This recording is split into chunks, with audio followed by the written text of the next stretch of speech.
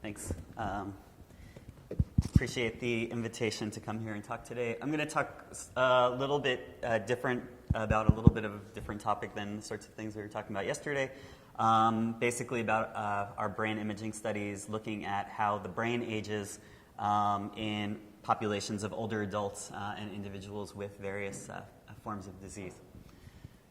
As was mentioned yesterday, I'll just kind of reiterate the fact that humans are living longer than expected based on various scaling laws. Here you see that the human has basically extended their maximum lifespan in this chart, which is based on heart rate by life expectancy by about 30 years, and that's approximately the amount of years that have been added to sort of the lifespan in the last century or so based on all of our recent advances and developments. So actually we're doing a very good job in increasing our expected lifespan. And so what comes with that is an expectation that we'll also be improving our quality of life during those extra 30 years or so. Jean Clement was mentioned yesterday as the longest confirmed human lifespan. There's some very interesting facts about her. She lived for 122 years and 164 days. She was considered mentally intact at the end of her life. She continued to ride her bicycle up till about her 100th birthday. And she actually smoked from the age of 21 to 117.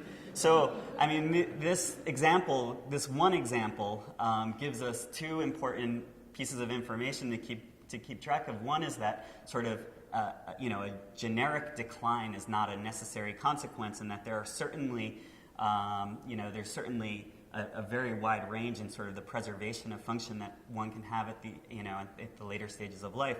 But also that these certain things that we know are bad for us from various other sources can be in certain ways resisted in certain individuals, and sort of understanding mechanisms by which certain people convey resistance to things that we know are generally bad in the population might be an important fact to recognize with regard to understanding aging. So we think of brain aging as, yes, something that's generally universal, as was discussed yesterday with aging overall, but what is really universal about it? There are many older adults that obviously function at a level that's very similar to their younger counterparts. Of course, they report that they feel like there's a decline in their function. At the same time, they still function very well and function much better than people that are at, chronologically younger. This is a demonstration that it's not necessarily a consequence of aging that one's going to decline in a function in a way that's beyond sort of a high quality of function. But we do have a variety of processes that sort of work against this, a variety of disease type changes that can occur, environmental and lifestyle influences that really kind of work against this potentially perfected system that was created. And so some of the questions yesterday that were discussed was what sort of are the common factors that may contribute to these changes, and if we were looking for a simple pill that we were going to give that was going to reduce aging, what could that be? So I'm just going to talk about some of the types of information that we've gained from neuroimaging to kind of understand what is potentially universal or what is a sort of necessary component of aging. I'm going to talk about a few different types of procedures that we can get from neuroimaging, particularly morphometry, looking at sort of tissue overall structure and the amount of tissue.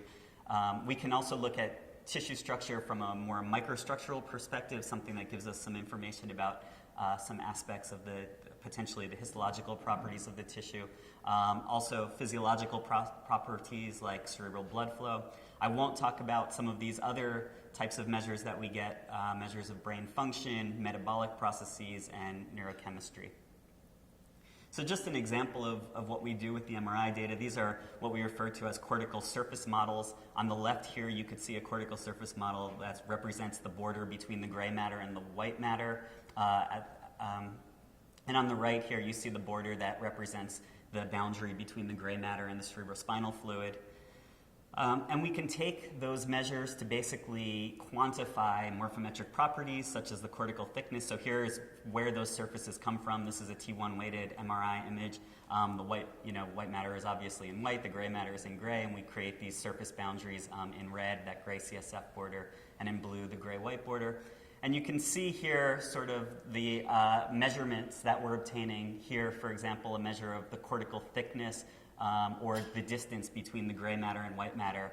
And we can get those measurements throughout the entire cortical mantle. So here you see on the left individual subjects. These brains have been inflated so that they're basically blown up kind of like a balloon so that we can see all of the information that's buried deep in the sulcal regions. So you see an 18-year-old man here on the top left, a 48-year-old man in the middle here, and an 88-year-old man. And then these are just group maps of young, averaged together of young adults, middle-aged adults, and older adults. And the color scale basically goes from thin cortex around a millimeter in the darker colors to thicker cortex in the bright yellow colors around 3 millimeters or more. And you could see basically that there's variation in the thickness of the cortex. And just looking qualitatively, you could see that as you go from the younger adult to the older adult, that you get less, a little bit more red and a little bit less yellow, and that's true in sort of an individual level, and you can see that as in the group average. And so we apply statistics to those sorts of maps, and we obtain something like you see here on the right. These are statistical maps of where there's a strong age association with cortical thickness. These are cross-sectional maps, so basically associations between individuals going from their 20s to their early 90s. And although we see sort of a general thinning of the cortex, these hot spots in yellow and red are showing the regions where we see the most strong associations between thickness and age in this population. And this is a healthy population. And so you could see that there are a variety of changes that we expected when we did this sort of study from other prior studies looking at morphometry, like strong changes in portions of the prefrontal cortex and the frontal cortex, including superior frontal gyrus, inferior frontal gyrus. We also saw changes in regions that we had a little bit of less expectation of seeing changes in, such as the precentral gyrus or primary motor cortex, as others had prior reported that that those areas are relatively preserved. It's interesting that these patterns of cortical thinning are very replicable across cohorts, and that these patterns of thinning have been shown to be related to various aspects of behavior and cognition, including neuropsychological performance. But the mechanisms of thinning are unknown. And so when we see these sorts of morphometric changes, we really don't have a clear understanding of exactly what they're due to. We do know that, for example, the age effects that we see are different from the sorts of effects that you see in Alzheimer's disease. So this is a statistical map showing patients with Alzheimer's disease compared to matched older adults that don't have Alzheimer's disease, and where that pattern differs from the sorts of effects that we see with aging. It does look more like the sorts of effects that we expect from Alzheimer's pathology. These are data from Brack and Brack that shows sort of the staging of neurofibrillary pathology in Alzheimer's disease, and you can see these maps of cortical thinning have some overlap with the maps that have been demonstrated from histopathology. We also are interested in looking at how the white matter changes with aging. So you could see again here, we can again segment the brain to label different portions of the white matter. Here you see a younger adult, and here you see an older adult that's been labeled for their scans for different regions, gyrally based regions of the white matter. And you can see in the younger adults, where you have, for example, a very plump superior temporal white matter region, that the older adult has some atrophy in this area, and this is something that we can quantify. So this is just to show you some of the age-related trends in these various white matter regions. And I don't think you have to focus on any one of these plots, but basically the trend is that what we see is that there's either a subtle increase or even a relatively a preservation or even a relatively subtle increase in white matter volume up until about this late middle age, 50s, 60s, and then a somewhat precipitous decline. It's not very well represented on these plots, but basically I can tell you that there are trends in almost all of these areas for this sort of reduction that's rather significant, that occurs sort of after once you enter into your 50s and 60s. And so one of the questions is what is the basis of that decline? It basically tells us that it's not that that the brain isn't aging in a way where you just reach peak and then start immediately going downward from that peak, but that there's actually some preservation across time, and then at some point something changes and we start to sort of lose at least white matter volume as we're measuring it here. We also use diffusion tensor imaging, which is a procedure for looking at some of the microstructural properties of tissues. I'll just say very simply that we're just measuring basically the quantity and the directionality of water diffusion at the resolution of a voxel, which in this case, an MR imaging unit, which in this case is about 2 millimeters cubed. And we can use that information to develop these maps, such as what's referred to as the fractional anisotropy, which is basically a measure that's been used in a variety of studies as a measure of the tissue integrity. And it basically is a measure of the directionality or the dominance of directionality of water diffusion in the tissue. So you could see here areas like the corpus callosum where you have very highly aligned tissue structure. You have these very high regions of fractional anisotropy, whereas in areas where you have sort of disorganized tissue structure, you have regions of low anisotropy because of the crossing fibers and because of the sort of non-standardized sort of barriers to water diffusion. We can also use that to measure diffusion imaging to measure the directionality of water diffusion. As you can see here, we can color code the images to, for example, represent fibers going in the superior-inferior direction, such as the corticospinal tracts, the medial lateral direction, such as the corpus callosum, and the sort of anterior-posterior direction, such as the cingulum. So we can use this sort of imaging to try to understand fiber systems that are most affected with aging. I'm just pointing out qualitatively here that these red fibers, these callosal fibers anterior, are somewhat reduced in the older adults. These are just representations. These aren't real measurements of real fibers. It's basically using the diffusion data to model sort of fiber systems and how they might be affected. But we also run statistical analyses on the tissue microstructural properties, and I'll just mention that that we start to see changes in the microstructural properties in middle age, but that the flavor of these microstructural changes are different in what we see in the middle-aged adults than what we see in the older adults. And when I say flavor, I mean we can model the diffusion parameters in a variety of ways. This is just showing two simple models. Again, the fractional anisotropy, which is a measure of the directionality or the directional dominance, and the mean diffusivity, which is a measure of the overall diffusion. And what you see is that we see big changes in sort of the directional dominance of diffusion, but not big changes in the overall diffusivity, the total amount of water diffusion. Whereas in the older adults, we see changes in both of those properties. And we can actually get a variety of types of these microstructural measurements from different types of diffusion acquisition types from MRI. And we can use those different maps to basically cluster the sorts of changes that we see in the brain with aging. And when we do that, it's suggestive that again, these are not necessarily universal in the sense that all of the brain is changing in a similar way. We actually see different types of changes based on these different microstructural patterns. And I'll tell you just that we're showing that here as this clustering in these three different cluster colors, basically this light purple, this pink, and the darker purple regions. Basically, those are different parts of the cerebral white matter that are showing different sort of patterns multivariate patterns across 7 different contrast mechanisms in how they're showing an age-related effect. So the point is that, basically that although we see these tissue changes throughout the brain, it's not necessarily the case that all of the different regions throughout the brain are changing in the same way.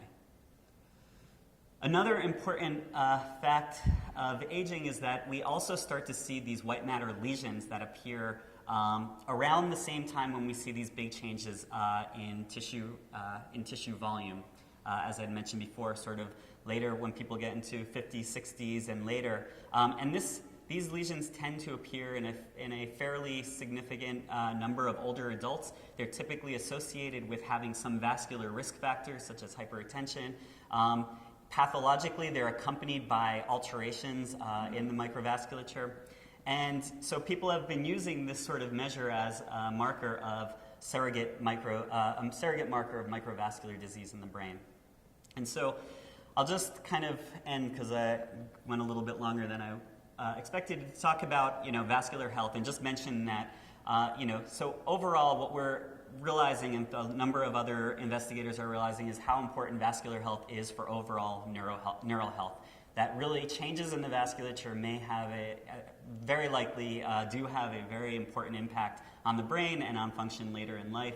And just, we've seen that these changes they're not necessarily the sorts of changes that we've considered in the past. For example, they're not necessarily changes due to a disease process or even high vascular risks. So what you're seeing here are associations between white matter microstructure and just overall blood pressure, inter-individual variation in blood pressure in a relatively healthy population. That's even in a pre-hypertensive group of individuals that don't, say, have hypertension, suggesting that just overall vascular physiology, although we care about hypertension as a risk factor for cardiovascular disease, cerebrovascular disease, that there's something in addition to that that's affecting the brain tissue that we want to be aware of for sort of maximizing or optimizing brain health later in life. And so we're very interested in understanding how vascular mechanisms are contributing to brain changes with later aging. There are a number of other people looking at this. However, it's clear that there are a number of processes that can occur as a result of poor vascular health that can result in tissue deterioration. And we're trying to understand, just which specific parameters change to cause the greatest influence in later life, and which of them may actually have a more significant role in conditions like dementia and Alzheimer's disease. So I'll just end there. Thanks. Thanks, David. We have time for some questions. Let me start with the first one, and it may be answered by Jeff or somebody else. In the first slide, you showed this total lifetime heartbeats correlates with overall years of survival. And the question that I've always had is, how do they determine those things? I mean, some humans like Lance Armstrong have a heartbeat of, 40? And a lot of people have heartbeats in the 80s per minute. And then is there a correlation with the rate of heartbeat and overall longevity? Jeff, you probably have that at the back of your mind, right? Is there a correlation with your resting heartbeat rate and longevity? Well, I'm not an expert, but the stuff I've read is that at an individual level, there is people like Lance Armstrong. Of course, no one has actually done this, but it's been speculated that the increase in heart rate for the time, they spend a huge amount of time practicing. So their heart rate is very high for a lot of the time. And so, no, but it's typical of extreme athletes. And I think the statistics I've seen is extreme athletes at that level actually live less. I mean, they die younger. But those that exercise moderately live pretty much the same. I mean, there isn't either a decrease or increase, but rather that there's the claim is, of course, that their lifestyle increases. Anyway, I just thought it was an interesting question because I think there's a great amount of variability in resting heart rate and mostly professors that are sitting around on their butts all day as opposed to Let's see how that works. riding marathons.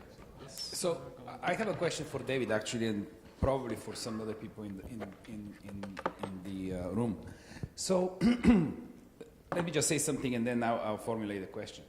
If you look at development in young kids, they have many more connections in the white matter, and then as they mature, these connections are pruned.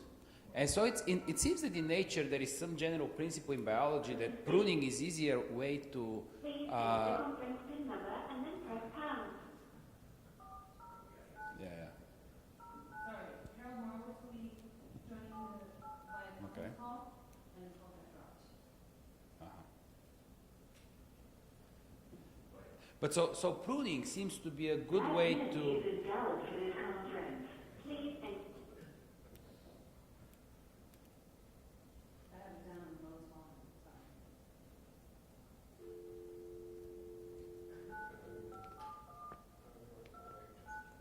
but I don't want to talk over that woman. So. Welcome to speak. Welcome. Please enter the conference PIN number and then press pound.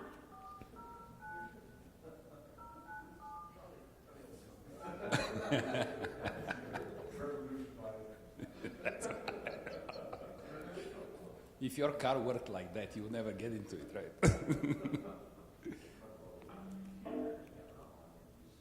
So pruning seems to be a good way because pruning works based on the experience. So the system is plastic, and you prune, and you get the best system that you need for a specific function. Okay, I'm on now. So talking about networks, these are reorganization of networks, and they happen our whole life, especially in the brain, because it's shaped by pruning or by experience. So my question is, and this, I don't know if this happens in metabolic networks, whether this happens in vascular networks, but everybody says that, oh, we see these changes in lack of decrease in white matter. But we know that young people are much better solving mathematical problems, and old people are much better solving social problems. That's why politicians are old and mathematicians are young. So it seems to me that when we talk about aging, we usually talk about loss of functionality. There is space to talk also about gaining functionality based on our life experience. Was there a question there, David, for you? Did you No, Hang on. Let's go around. Yeah, I was going to say, biologists get better with age as opposed to mathematics.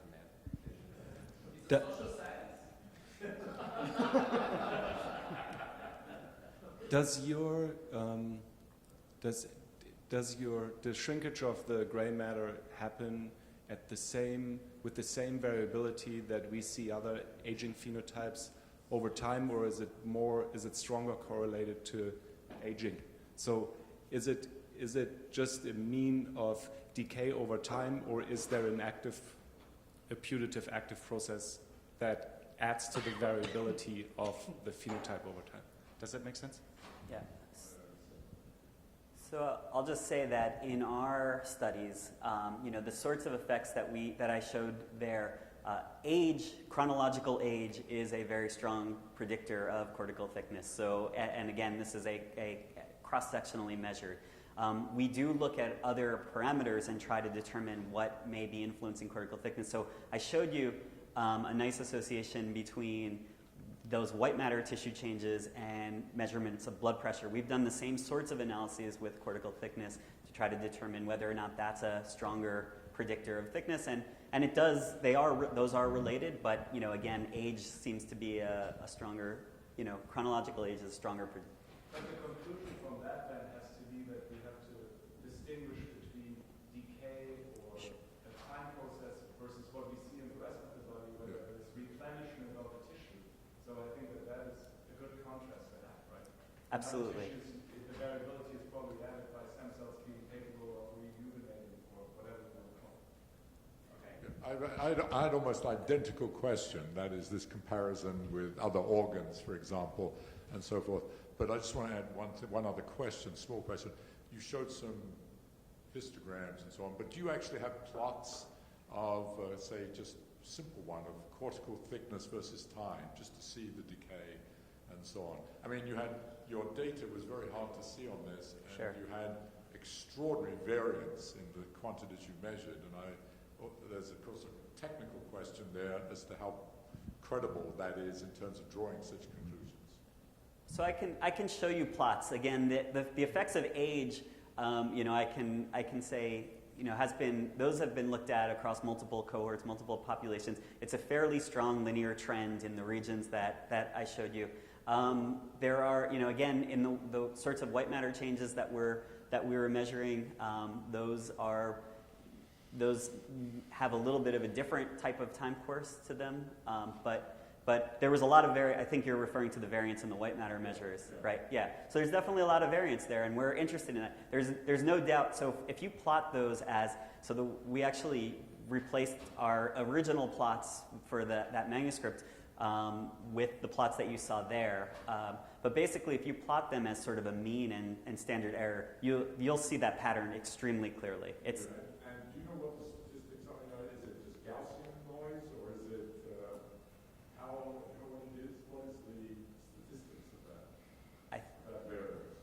I can't really speak to that. Well, we're obviously interested. You could learn something about the dynamics potentially from this. Okay, let's go on. Next question. I want to go back to, in some sense, to Creston's question, but I mean, do you have plots on a patient-by-patient basis of white matter correlating with specific cognitive changes in those people? I mean, that you didn't present. You have averages, so on average, Right. they both go down. But the question is sort of how predictive is one or the other? So I showed mostly cross-sectional data. It's all cross-sectional data. Other people have those. We do have longitudinal data, and we have data supporting those sorts of findings. But other people have published those kinds of results showing But they're believable correlations. Sure. So I understand it's not you didn't want to present it, but Sure. but from your opinion, they're believable statistical correlations that really say this is predictive in a statistical sense of certain types of cognitive decline. Yes. Okay. And but again, it's important. It's really important to differentiate. So I know I went through it a little bit too quickly, but it's really important to differentiate between what we think is important versus what we don't think is important. And this is sort of what was the point that was made before. When we look at cortical thickness, we don't think the same thing is happening in the older adults that's happening in the patients with Alzheimer's disease. We know what the histopathology is between both of those conditions, and they're different. When we look at these diffusion measures, there are clearly different patterns of change, and knowing whether or not one is a more significant type of change than the other is going to be important. What is the histological correlate of the loss of thickness in the gray matter as well as in the white matter? Is it loss of cells or is it hypertrophy? The other question is obviously using models to understand brain aging. Do we see similar changes in mice, or do fruit flies have actually brain and similar changes? I don't know. So I can say, histologically, we know, for example, in a condition like Alzheimer's disease, that there's neurofibrillary pathology, there's amyloid plaques, there's neuronal degeneration. Older adults, What about non-disease? non-disease, older adults, people think that there's actually very little or minimal loss of actual neurons, so that there are other types of changes, more of cells shrink, there's potentially more loss of glia. There's a reduction in the dendritic arborizations, so that there's potentially a lot more room there for sort of retuning the system. In terms of the white matter, again, a lot of the white matter changes that people see tend to be related to these potentially ischemic type damage that's due to something related to vascular health. And whether or not you see it in other animals is, people see some similarities in other animals. A lot of this work has been done by, for example, Alan Peters at Boston University, who's looked in a variety of non-human primates to measure the sorts of tissue changes. But, to my knowledge, very few, if any, animal models actually get Alzheimer's disease. I'm sorry, natural animal conditions result in sort of the pathology of Alzheimer's disease. Okay, so I think we'll need to stop there. Thank you very much, David. And we're going to go to our